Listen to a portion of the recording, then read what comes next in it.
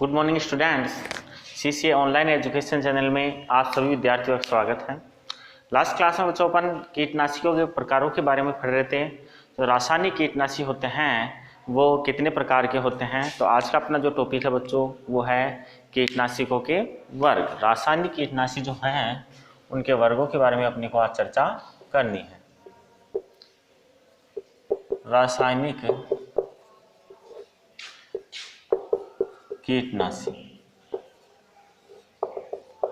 देखो बच्चों, रासायनिक जो कीटनाशी होते हैं उनकी अगर हम बात करें तो इनको 4-5 भागों में बांटा गया है। इनका जो पहला भाग प्रकार है वह है क्लोरोनेटेड हाइड्रोकार्बन्स।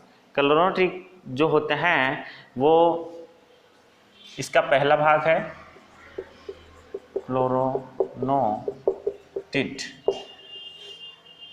कीटनाशी इस वर्ग में रखे गए हैं। क्लोरोनेटेड जो कीटनाशी होते हैं बच्चों, इनकी यदि हम बात करें तो ये कीटनाशी अत्यधिक विषैले होते हैं। ये अत्यंत विषैले प्रकृति के होते हैं और काफ़ी समय तक ये अपना प्रभाव छोड़ते हैं। ये जो होते हैं बच्चों ये काफ़ी अधिक विषैले होते हैं।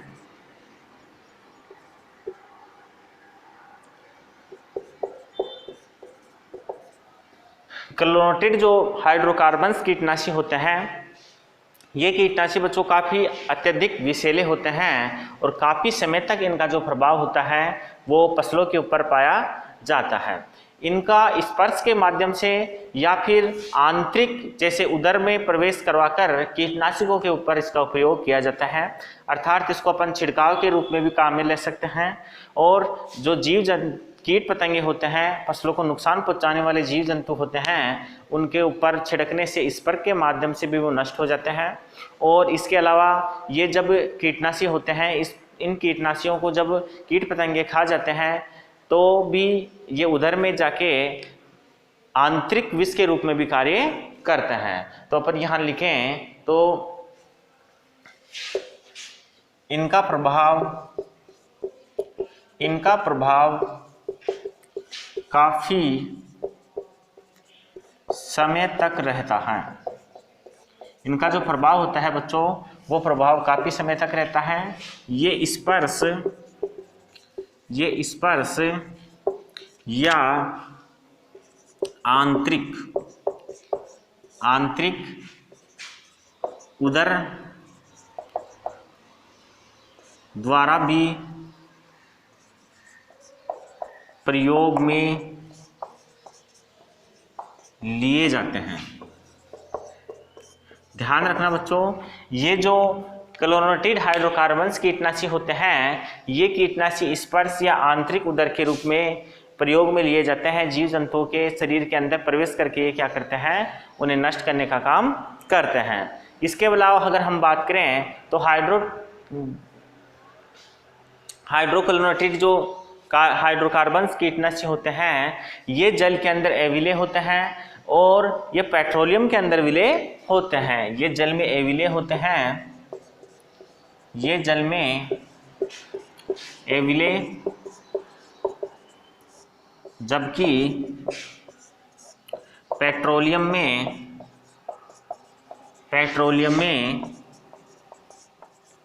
विलय होते हैं।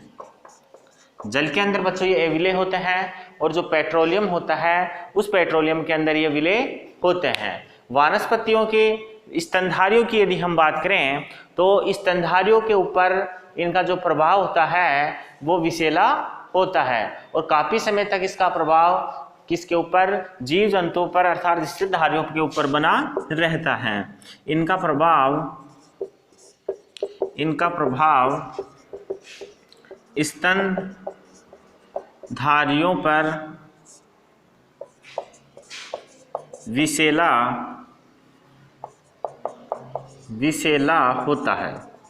स्तनधारियों पर इनका प्रभाव विषैला होता है और काफ़ी समय तक इसका प्रभाव बना हुआ रहता है। एग्जाम्पल की बात यदि हम करें तो DDT है, BSC है, एल्ड्रिन और डाई एल्ड्रिन इसके एग्जाम्पल हैं। एग्जाम्पल की यदि हम इसकी बात करते हैं तो बच्चों DDT BHC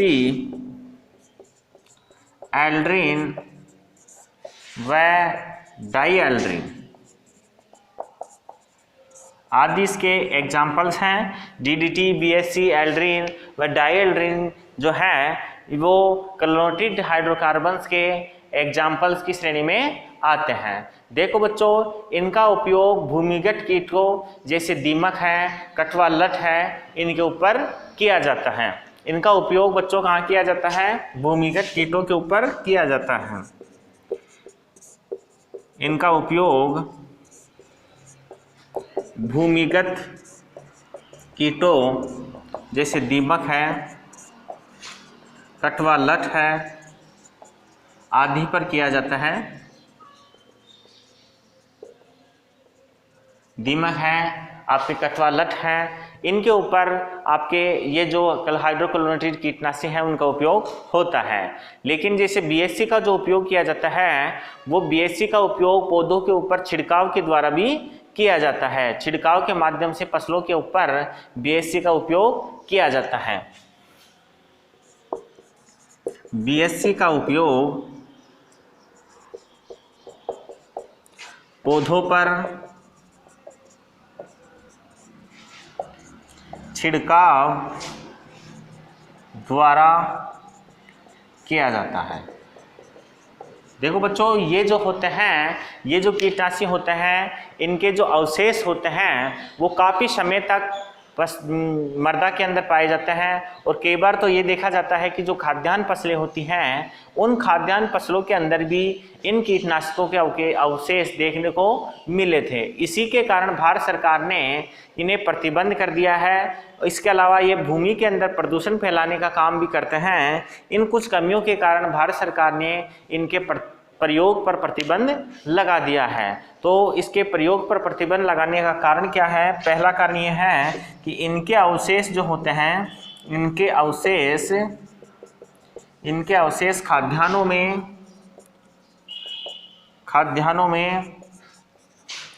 पाए जाते हैं, जिसके कारण जो खाद्यान्न होते हैं वो दूषित हो जाते हैं, विषाक्त हो जाते हैं और उनका उपयोग करने वाले जो जीव होते हैं उन पे कई प्रकार की बीमारियां हो जाती हैं। इसलिए खाद्यान्नों के विषाक्त होने के कारण इनका उपयोग पर प्रतिबंध लगा दिया गया है। इसके अलावा हम बात करें तो इनके अवशेष भूमि प्रदूषण का कारक भी बनते हैं। भूमि प्रदूषण भी करते हैं। ध्यान रखना बच्चों, इनके जो कारक हैं, इनके जो अवशेष हैं, ये अवशेष मृदा के अंदर भूमि प्रदूषण करने का काम भी करते हैं और भूमि प्रदूषण करने के कारण ही इनका जो प्रयोग है उसके ऊपर भारत सरकार ने रोक लगा रखी है। तो अपन यहाँ लिख देते हैं कि भारत सरकार ने इनके प्रयोग व उत्पादन पर रोक लगा रखी है। कहने का मतलब फसलों के ऊपर इनका उपयोग वर्तमान में नहीं किया जाता है। इसके ऊपर भारत सरकार ने रोक लगा रखी है ताकि जो पर्यावरण प्रदूषण होता है वो ना हो। देखो बच्चों, आप इसे स्क्रीनशॉट को लीजिए, फिर अपन इससे आगे का जो टॉपिक है दूसरा जो कीटनाशी है जिसका नाम है एमिनोफॉस्फेट कीटनाशी, उसके बारे में चर्चा करते हैं।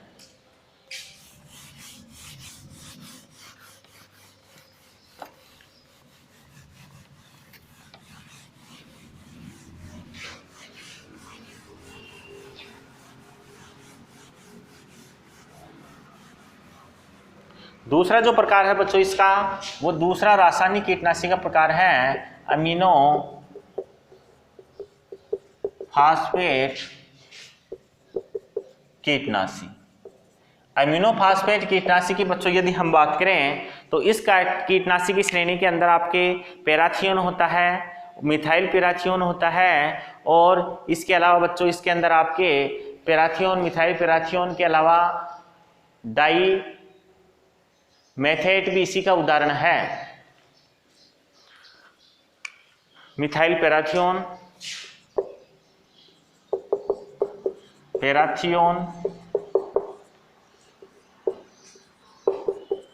मिथाइल पैराथियोन आदि इसी वर्ग के कीटनाशी हैं, इसी वर्ग के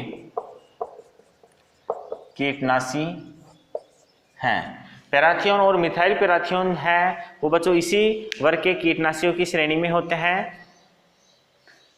इनका जो प्रभाव होता है बच्चों वो अत्यंत विषैला होता है और ये अत्यंत विषैले होने के कारण इनके भी कुछ सदस्य जो हैं उनके ऊपर भारत सरकार ने प्रतिबंध लगा रखा है और कुछ जो होते हैं उनके ऊपर अभी रोक नहीं लगा रखी है। अपन बात करें कि ये भी अत्यंत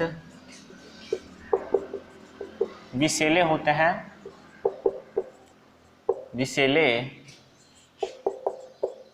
होते हैं,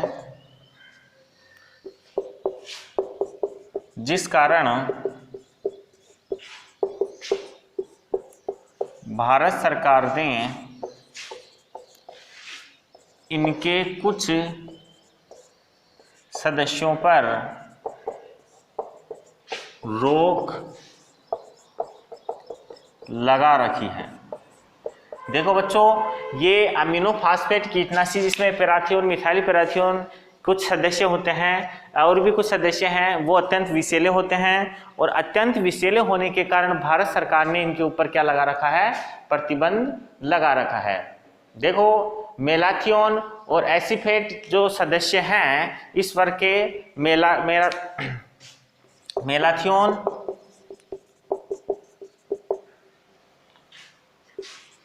व एसिफेट जो कीटनाशी हैं,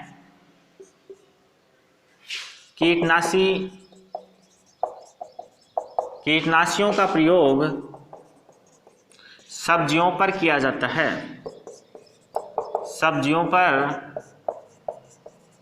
किया जाता है। देखो बच्चों मेलाथियोन और एसिस्टेट जो कीटनाशी हैं उन कीटनाशियों का उपयोग सब्जियों के ऊपर छिड़काव में कीटनाशी के रूप में किया जाता है। इनकी जो मारक क्षमता होती है वो ठीक ठाक होती है और मनुष्य के ऊपर भी और पशुओं के ऊपर भी इनका विषैला जो प्रभाव पड़ता है वो कम होता है। इसकी जो मारक क्षमता होती है कीटों की वो ठीक ठाक होती है। ध्यान रखने की बात है इनकी मारक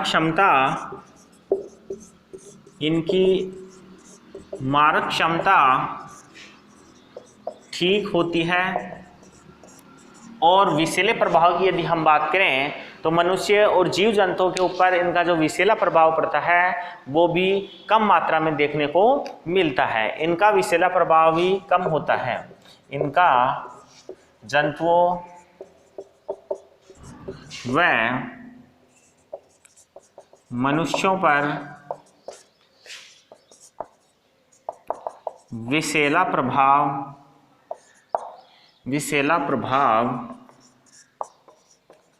कम होता है। इनका जंतुओं व मनुष्यों के ऊपर विषैला जो प्रभाव होता है वो कम होता है। इसके अलावा यदि हम बात करें तो इसके जो अवशेष होते हैं वो शीघ्र अपघटित हो जाते हैं और इन कीटनाशियों के जो अवशेष होते हैं वो मृदा के अंदर ज़्यादा समय तक नहीं पाए जाते हैं। इस प्रकार से ये पर्यावरण प्रदूषण को कम करने का काम करता है। इनके अवशेष भूमि में कम मात्रा में पाए जाते हैं। इनके अवशेष भूमि में कम मात्रा में पाए जाते हैं, अतः ये पर्यावरण प्रदूषण नहीं करते हैं। ध्यान रखने की बात है कि भूमि के अंदर इनके जो अवशेष होते हैं वो कम पाए जाते हैं, इसीलिए ये पर्यावरण को प्रदूषित नहीं करते हैं। देखो बच्चों इसका स्क्रीनशॉट लीजिए, फिर अपन इससे आगे का टॉपिक स्टार्ट करते हैं।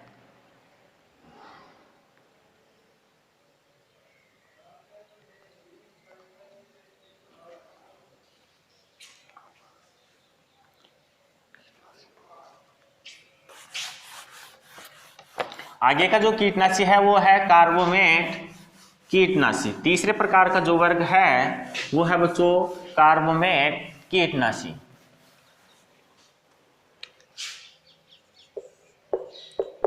कार्बोमेट कीटनाशी। देखो बच्चों, कार्बोमेट कीटनाशी की यदि हम बात करते हैं तो इस वर्ग के अंदर आपके कुछ एग्जाम्पल्स दे रखे हैं। जैसे आपके एक है कार्बोलिन, एक है एल्डी कार्बी, एक है कार्बोफ्यूरॉन। कार्बोलिन,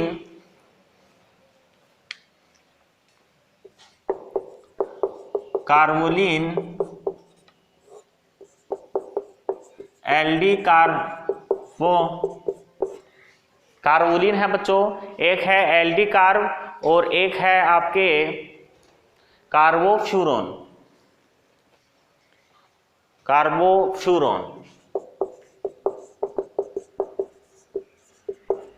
ये आपके इसके एग्जाम्पल्स हैं। कार्बोलिन है, एल्डी कार्बो है और कार्बोफ्यूरॉन।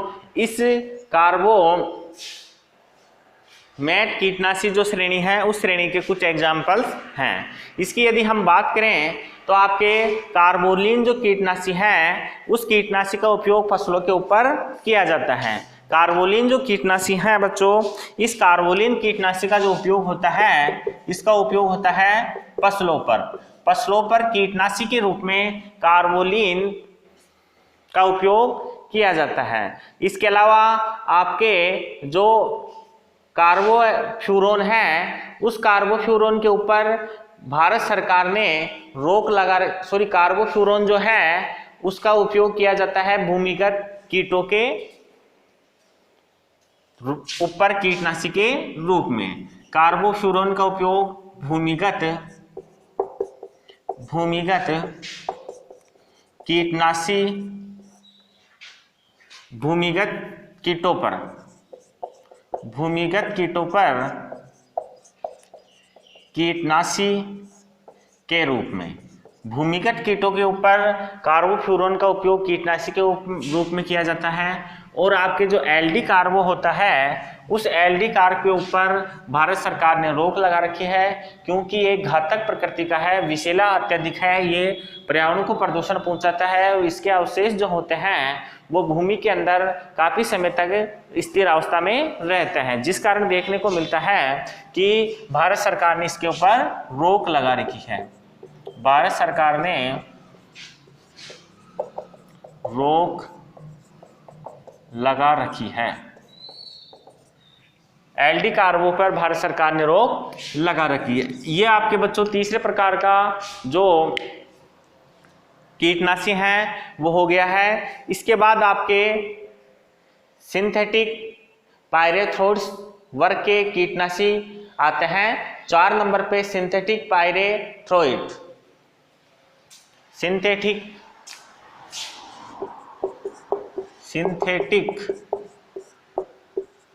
पायरेथ्रोइड। सिंथेटिक पायरेथ्रोइड श्रेणी के जो कीटनाशी होते हैं बच्चों उसके कुछ एग्जाम्पल्स हैं, जैसे साइपरमेथ्रिन, परमेथ्रिन और डेल्टामेथ्रिन। साइपरमेथ्रिन, परमेथ्रिन और डेल्टामेथ्रिन इसके उदाहरण हैं। साइपरमेथ्रिन,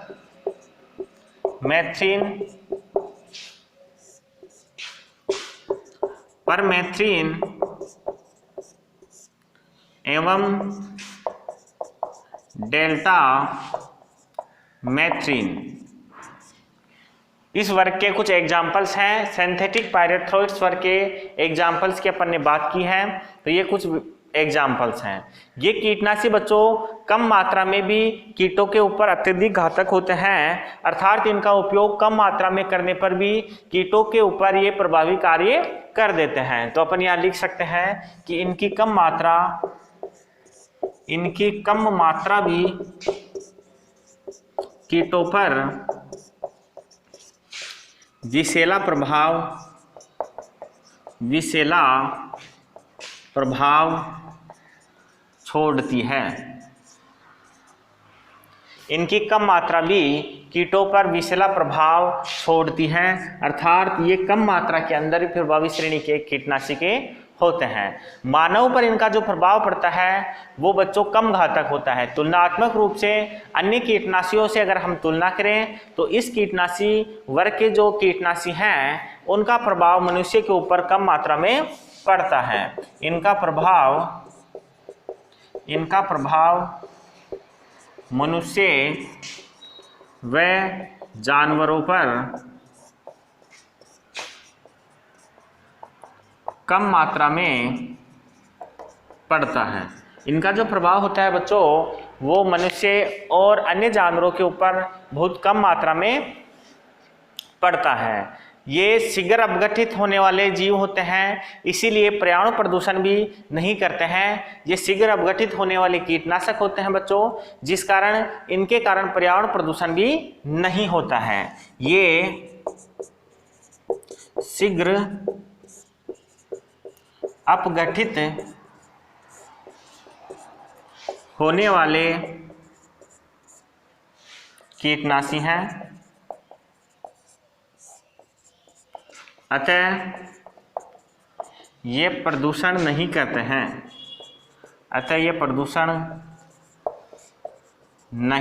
हैं। प्रदूषण के हिसाब से देखें बच्चों यदि हम तो ये शीघ्र अपघटित होने वाले जीव होते हैं, कीटनाशी होते हैं, जिसके कारण ये क्या करते हैं, प्रदूषण नहीं करते हैं, प्रदूषण नहीं करने का काम करते हैं। इनका उपयोग सामान्यतः जो छेदक कीट होते हैं उनके ऊपर इनका छिड़काव किया जाता है, अर्थात पेड़ पौधों पर पत्तियों पर जो छिद्र करने वाले जो कीट पतंगे होते हैं उनके ऊपर इनका उपयोग ज़्यादा मात्रा में किया जाता है। छेदक कीटों पर इनका प्रयोग ज़्यादा किया जाता है, जो प्रभावी भी है। छेदक कीटों के ऊपर इसका जो प्रयोग होता है वो ज़्यादा मात्रा में किया जाता है बच्चों, और ये जो प्रयोग होता है बच्चों ये क्या है, प्रभावी भी होता है।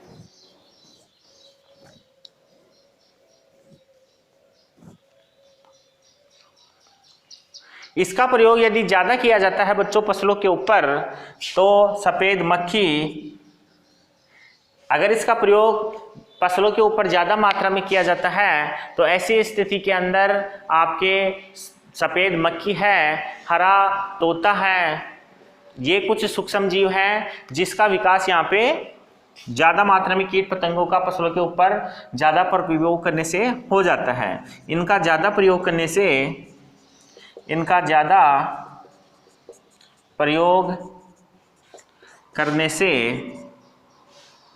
सफ़ेद मक्खी,